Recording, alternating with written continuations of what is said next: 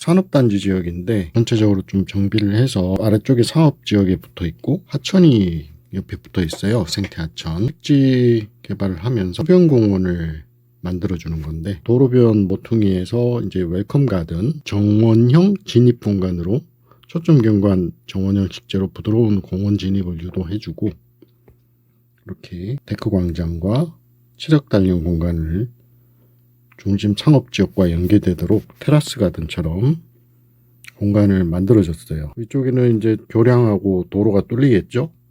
그러면 웰컴 프라자 그래서 개방감을 좀 해주고 동선을 자연스럽게 유도해주는 그런 소통 공간으로 만들어주고 수변 따라서는 수변 프롬나드 산책 프롬나드가 산책길이란 뜻이라서 조금 유식한 척 해봤습니다. 수변 공간과 녹지가 어우러진 산책로를 입합나무길이 있는 산책로를 만들어주고 기존의 도로였는데 그 도로를 그대로 동선을 받아줬어요.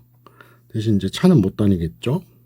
쉼터도 만들어주고 수변공원은 시설률이 40%로 제한이 되기 때문에 녹지율을 60% 확보해야 돼서 거의 60% 지금 녹지를 꽉 찼어요. 가로변 산책로 공간이 좀 시설 면적을 많이 잡아먹어서 입구 광장, 데크 광장하고 도심 시가지에 하천이 있는 공간에다가 수변공원을 조성해주는 개관이었습니다. 저 같은 경우 요즘 AI를 많이 활용을 하는데요. 제미나이 같은 프로그램을 이용해서 기본 정보를 넣어주면 이렇게 분석도 해주고 거기에 맞춰서 그런 내용들을 참고를 해서 계획을 합니다. 실제로 계획을 할 때 그런 먼저 공간 구상, 그 다음에 어떤 시설들을 넣을지 먼저 생각을 한 뒤에 거기에 맞는 공간의 배치를 결정을 하고 그에 따른 동선 계획과 토지용 계획을 수립하게 됩니다.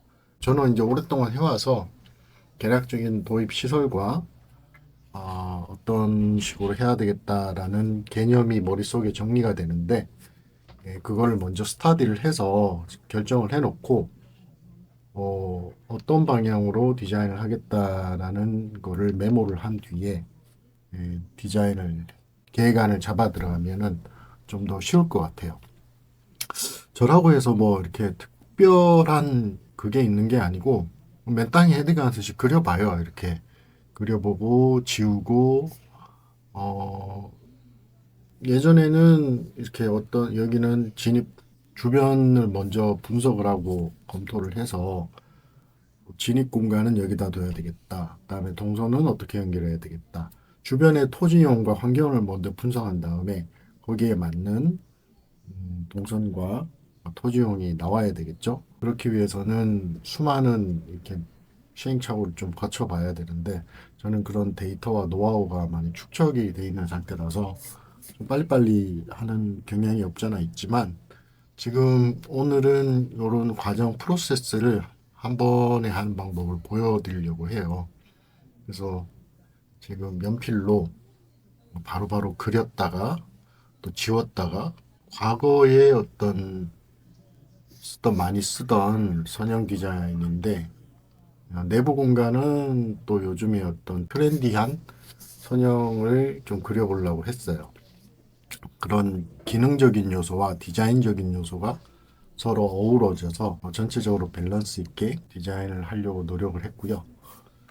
주변의 토지용 공간에 맞춰서 그 기능을 적절하게 배분을 할 수 있도록 전체적인 느낌을 보면서 계획을 하는 게 좋을 것 같아요. 저도 이렇게 많이 해보면서 또 아니면은 또 지웠다가 다시 그렸다가 수없이 반복을 해요. 이렇게도 그려보고 저렇게도 그려보고 아니다 싶으면은 또 지우고 또 다시 그리고 네, 그런 과정을 여러 번 반복을 합니다. 이거 같은 경우는 큰 크기로 그렇게 넓은 면적의 공원이 아니기 때문에 기본적인 기능에만 좀 포커스를 둬가지고 전체적인 동선과 공간 디자인, 식재 계획을 잡아 나가는 방향으로 했어요. 에코리버크 주변 공간에 이렇게 가로 식재를 해주고 이런데 가듬어주고 이렇게 공간을 좀 만들어요.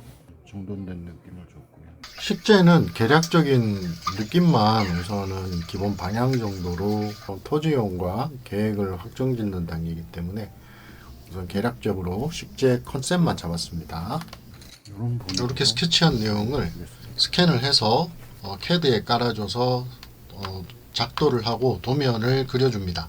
이 베이스 도면을 포토샵에서 CG를 해서 앱 마스터 플랜을 만들어주고 파워포인트로 넘겨서 전체적인 협의할 수 있는 자료를 만들어주게 됩니다. 도심 시가지의 하천이 있는 공간에다가 수변공원을 조성해주는 개관이었습니다.